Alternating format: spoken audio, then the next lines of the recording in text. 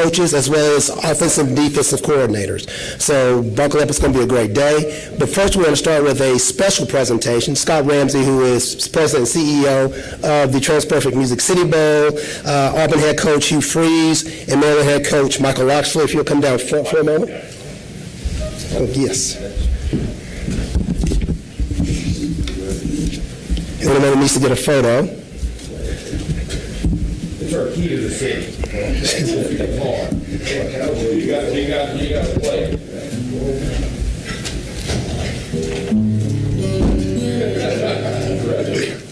You're up.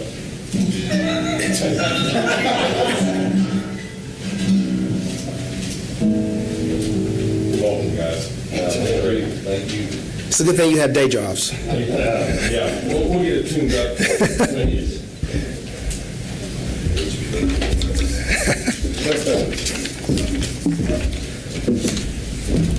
So this afternoon, as I said, we'll hear from both coaches. First, we'll hear from Auburn University head coach Hugh Freeze. He'll make a couple of general comments. And then we'll hear from University of Maryland head coach Michael Locksley. He'll make a few comments.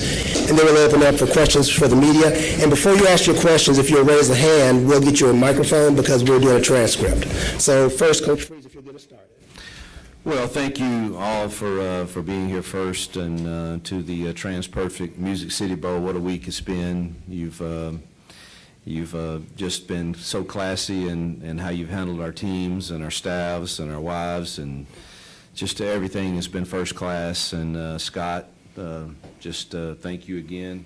It's our second time here for me, and I think you've improved even from a really, really good one the time before. So thank you, and I know Brian's here, I think, one of the board members too, and we appreciate the whole board for what they've done. And it's been a good experience in Nashville, and we're excited to represent Auburn and our conference, the SEC, and in this game tomorrow against a really, really, really quality opponent in Maryland from a great conference also, and that has a coach that I have great respect for. That's always treated me with class and respect, and also does a heck of a job coaching his team. So our kids are excited, and it's a different world now for me with the opt-outs and the transfer portal and things. And we'll have a different team tomorrow than we had at the end of the season, but in some ways that's exciting, to kind of see how they perform. So we're excited about tomorrow's opportunity. Thank you, Coach Freeze. Coach Locksley. Sure.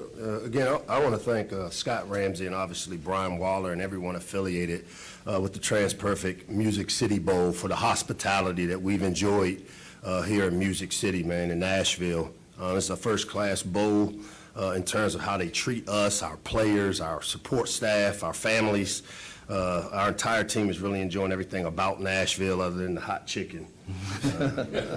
We brought a bunch of DBs up to eat hot chicken, and we struggle. But the great food, great music, and overall great football city. We've had some great practices over there at Ensworth High School, and we appreciate their hospitality for hosting us as well. And now we're ready for a competitive football game against a really well-coached team in Auburn. I don't know if you know this, but my daughter's an Auburn grad. Yeah. She didn't get a lot of Christmas gifts. I hope she's not rooting for you. She wants her car payment paid for. But no, it'll be a great challenge.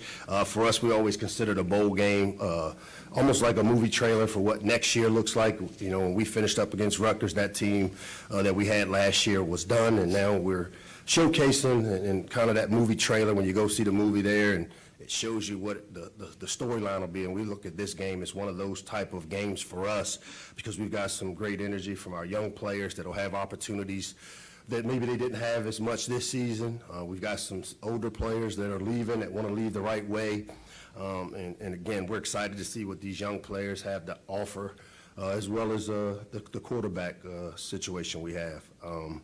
But to me, the biggest thing is to come out and build momentum into the 24 season.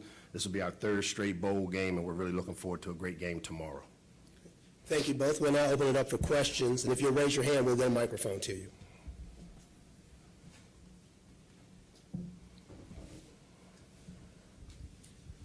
I guess for Mike, Hugh had mentioned a while ago that you two had a good relationship, particularly when he was out of coaching. I guess just what do you remember about that, and what kind of sparked the relationship between you guys over the years? Well, I mean, it started through Coach Saban, obviously.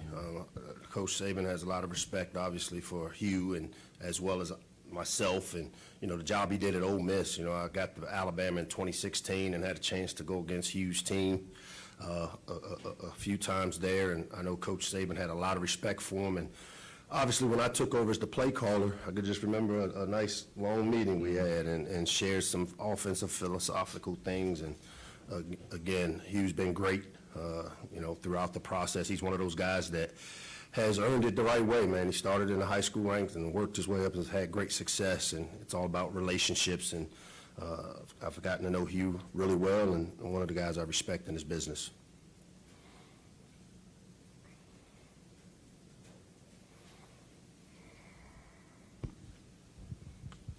Mike, Hugh's talked about opt-outs and those things, and for Auburn, it's the defensive guys that are the big part of that. For you, it's the quarterback. How have you seen your quarterbacks kind of respond to the challenge of knowing it's their time up? Yeah, our philosophy is next man up. I mean, once you go through COVID, which I know we both did, and you wake up and you don't know who's going to be available to play, it really taught us some valuable lessons back then. And, one of the things I've learned over the course of it is, these bowl games are great for college football.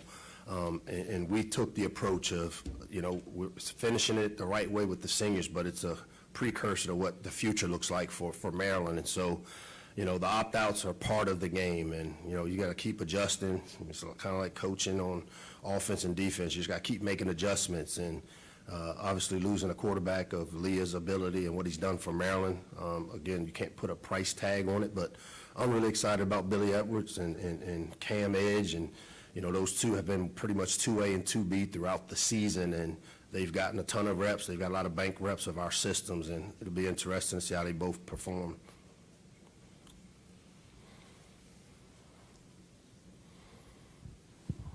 Hugh, I just wanted to ask about the health of the team, especially with the sicknesses you talked about earlier in the week.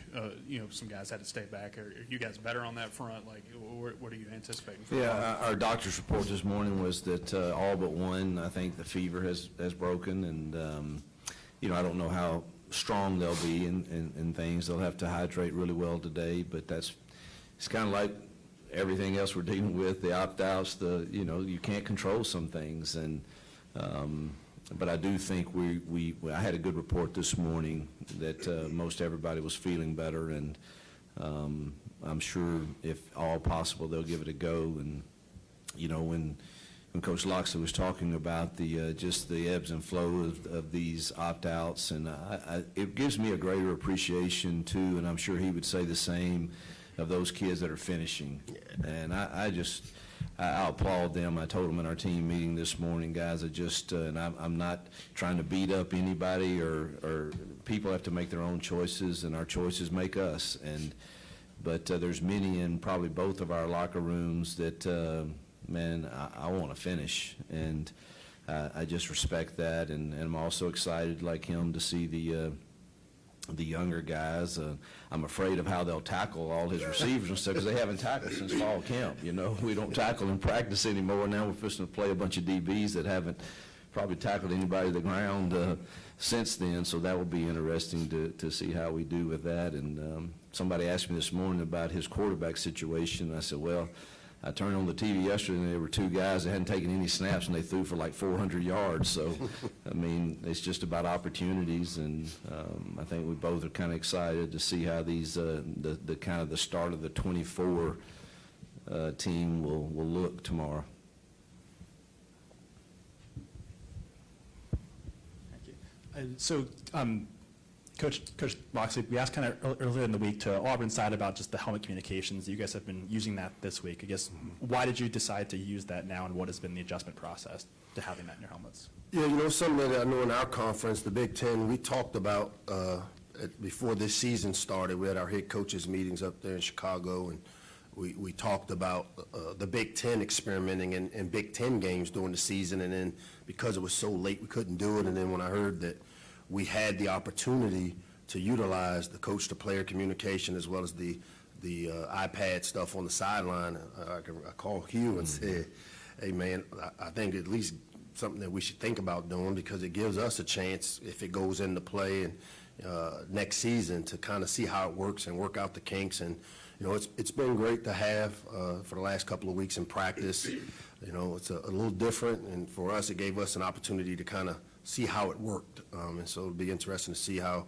what advantages it gives us, especially playing young players. I think it'll be great for us on Saturday to be able to coach them through games during the course of a game. I'll be anxious to hear his report. Hugh, you guys had an interesting transfer signee in Sam Jackson. Can you talk a little bit about the process of not only getting him as a transfer, but the fact that he's going to be converting to wide receiver, kind of the decision process of that? Yeah, you know, obviously, I made no secret that our focus was entirely on the high school recruiting leading up to signing day, and I didn't want to do anything that compromised that. And I don't know that I'm right in that approach, but it's just, I think I'm better at long-term relationship recruiting than I am.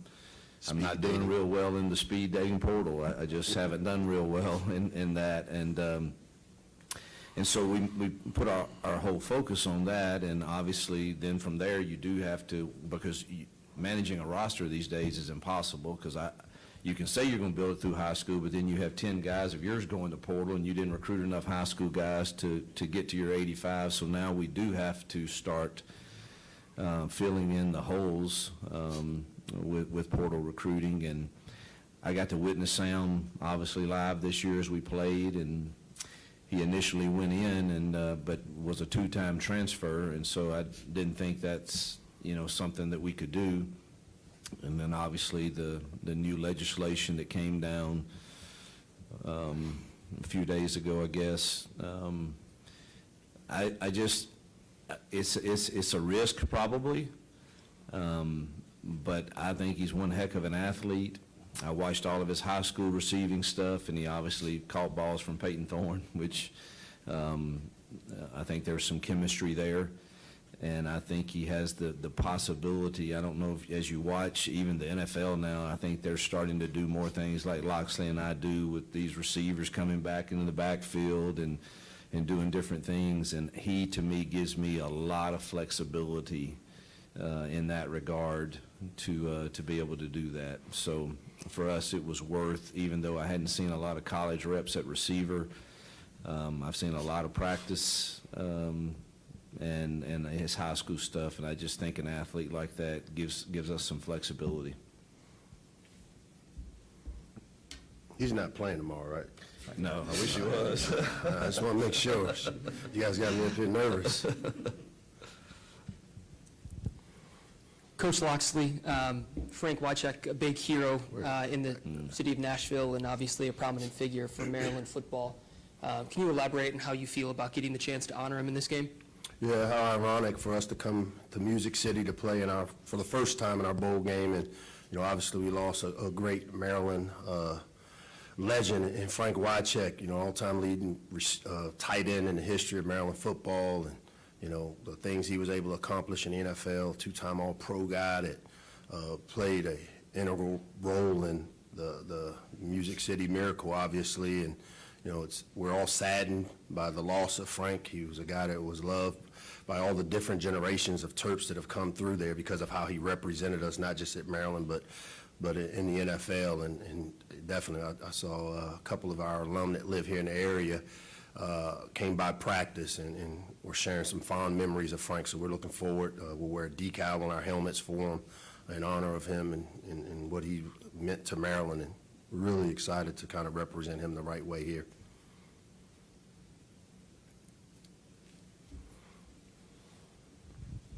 Hugh, I guess, you know, having a full staff continuity, you know, a 10-man assistant staff is rare in college football now. For you guys to presently be at that point for the 2024 season, I guess just how excited are you and how much better do you think you guys can be on both sides of the ball because of having those same coaches in place?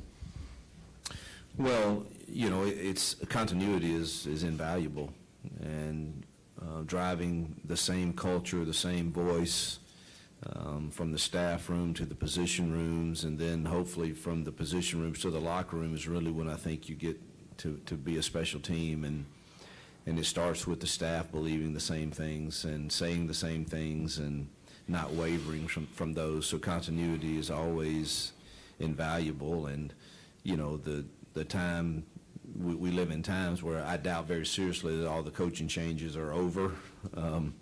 You know, it's probably just now getting ready to pick up, and who knows exactly what everybody's staff will look like in a month from now. But no matter of what ours, if it looks exactly the same or if it looks differently, the message will be the same, is we've got to find that continuity. I don't know how Coach Locks feels, but I don't know that I've ever felt like I took over a program and I got every single hire in the whole building right the first time, because you're just so crazy with recruiting, and so I think there's always the evaluation from our chair of, you know, can we improve ourselves some way?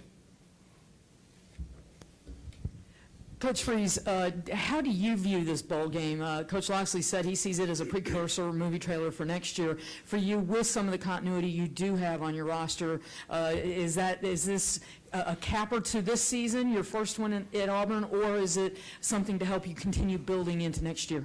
You know, I think it's both for me. When I say it's kind of it's the capulating last game for the Cam Stutz and the Gunnar Brittens, who've just given so much to this program, and, you know, and many of them are not going to have an NFL future, but they have a degree, and they're getting to go out, you know, the way they want to go out and finish for Auburn and for their teammates. And so I celebrate that. And then we've got all freshman DBs starting tomorrow, so it is absolutely in my mind for them kind of the start of the 24, you know, the 24 year. So it's kind of both for me, truthfully.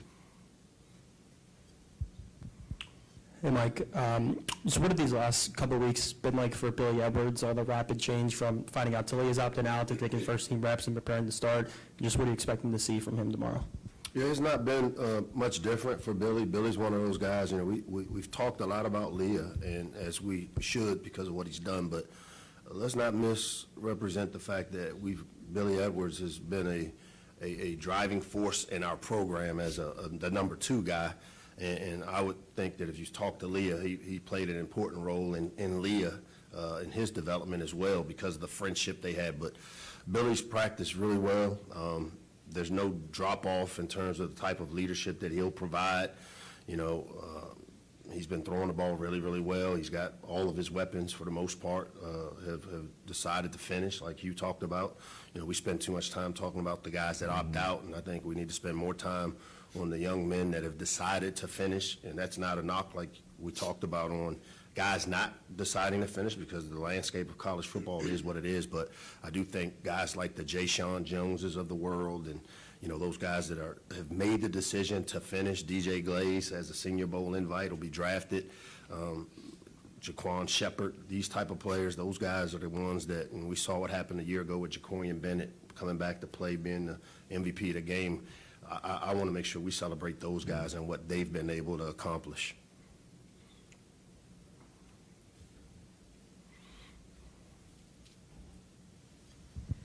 Coach Freeze, you're not using the helmet communication devices for this game. How long did that take to make that decision? And is it one of those things, it sounds like there's not a lot of SEC teams that are in bowl games that are doing that. Yeah. Do you want to wait to the offseason and investigate it in spring, or is this maybe something that the league wants to talk about later this, in a few months? You know, Locks called me, and you know, I immediately said, absolutely, man, let's do that. And I have zero problem with them doing that. But then, you know, sometimes discussions happen above you that you don't, that you're not really in, and I'm full steam ahead recruiting at that point, and really didn't have time to enter into all those discussions. And I just think there's you know, we as a league, I think, want to be unified in kind of how we move forward, and truthfully, I'm not really sure where it stands, but we are using the tablets, and but just chose not to at this point use the helmet communication.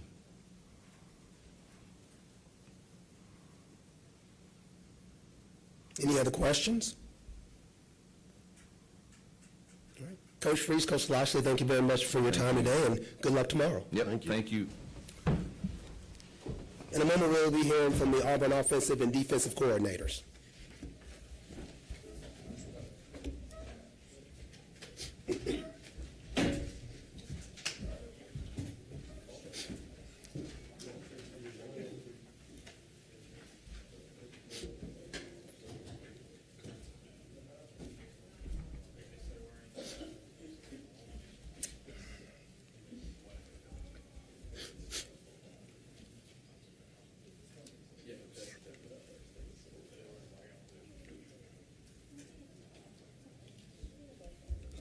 While we're waiting, just an FYI, if you need a parking validation, Ashley from the National Express Council, she'll be in the back of the room. She can give you parking validations before you leave.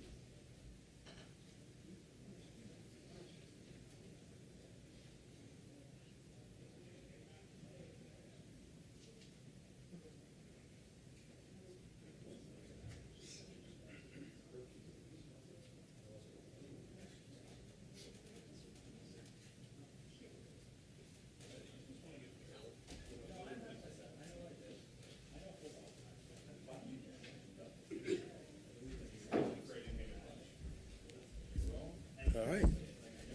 All right. Good afternoon, gentlemen. Now we're going to hear from Auburn University Defensive Coordinator Philip Montgomery and Defensive Coordinator Ron Roberts. They'll make a couple of comments, and then we'll open it up for questions.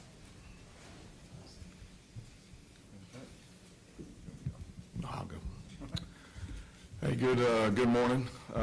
Excited to be here. I think our team has had a fantastic time. This has been an unbelievable bowl. We appreciate all the hospitality of the bowl committee, of the city of Nashville, and the Gaylord. Man, they have taken care of us. So we want to say thank you and feel very blessed to be here. Practices have been good. We know we've got a great opponent in Maryland, and we got our hands full. We've got to come out and play well, but our guys have had a good week of work, good workouts coming up to this one, and we're excited about the opportunity to play tomorrow. Go ahead. Yeah. All right, hey, thanks. Appreciate y'all being here. Again, great atmosphere, great bowl, had a great experience. Our guys, we had some pretty good bowl practices. We've got probably some changeover a little bit on the defense side of the ball. Several of our defensive backs, we got a couple of them obviously going to senior bowl, and they opted out. So we got some changeover there, but it's been a good opportunity for a lot of our younger guys to step in and get some reps. That way, it really has been probably an energized bowl practice because it's an opportunity for some guys to go step into new roles and stuff, and I thought they really handled it well, and so we're excited about the product we're going to put on the field on Saturday and looking forward to playing Maryland. Okay, we'll open it up for questions. Again, if you'll raise your hand, we'll get you the microphone.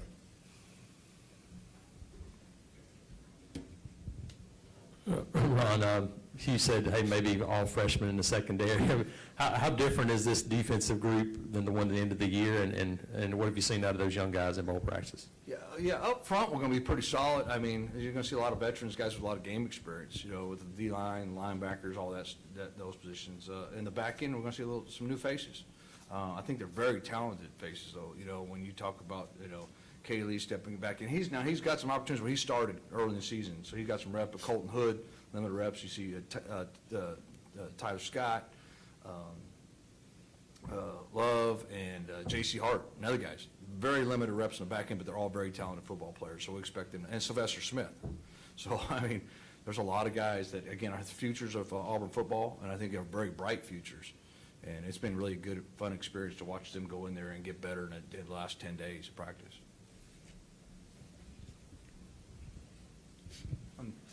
Philip, I know something that kind of has been discussed a lot, we haven't really heard your perspective on it, was when Hugh Freeze stepped into the offense more kind of after that Ole Miss game. He mentioned it was like putting his foot down, so to speak. I guess From your perspective, what happened from that conversation and the offensive turnaround kind of from that point forward after the Ole Miss game into the rest of the season?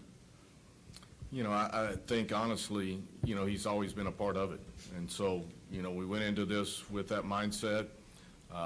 He's always had influence on it from fall camp to now, and we'll continue to do that. And so we went into this with our eyes wide open with the honest approach of trying to put the best thing on the field for our players and giving them the best opportunity to go win. And so I don't think that's really changed.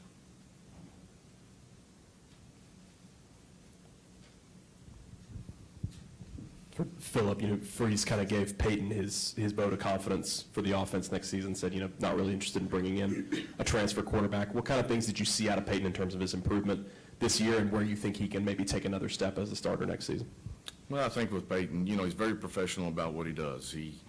He's always in there watching tape. He's always in the building. He's always looking for ways to get better. I think as the season went on, you got to see his athleticism, see how he handled some things, thought he really operated at a high level throughout a good portion of that later part of the season. And so he's a guy, I think, as we continue to build around him and put the pieces around him, he's going to continue to lead this offense in a really good way. And so we felt very good about where he was, where our quarterback room was, and I think Peyton is excited about what the future holds.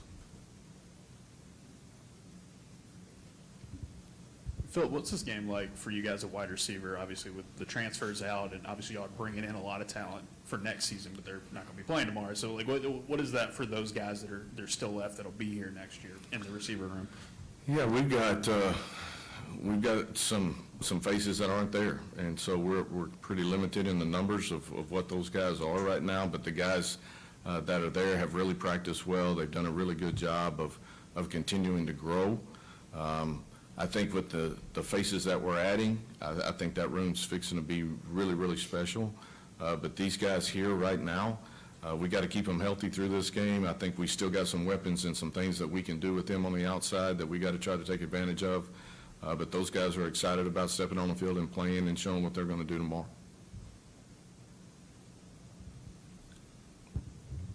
Ron, you mentioned some guys up front, some veterans still there, but guys like Bobby James and Travis and Darren Reed, some of those guys, how big of an opportunity is this for them to build into next season?